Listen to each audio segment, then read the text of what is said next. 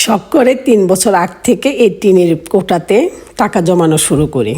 প্রত্যেক মাসে যে টাকায় আমি বেতন পাই সেটা থেকে ১০০ বা ৫০ একদম নাই বলে রেখে দিতাম। কিন্তু এই ৩ বছরে একটা দিন আমি ভাবি নাই যে এই টাকাগুলা দিয়ে আমার যে এত বড় একটা সমস্যার সমাধান হবে। সত্যি নিজের কাছে অনেক ভালো লাগছে।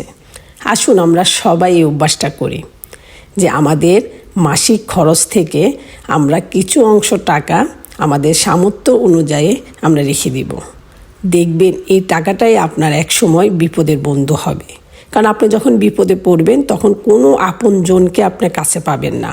তখন শুধু আপনি কাছে পাবেন আপনার জমানো অল্প হোক বেশি হোক সে টাকাটাই আপনাকে খুব দ্রুত সমস্যার সমাধান করে দিবে, যেটার প্রমাণ আমি আজকে পেলাম। এই টাকাটা আমার এত উপকারে আসছে যা আপনাদেরকে বোঝাতে পারবো না।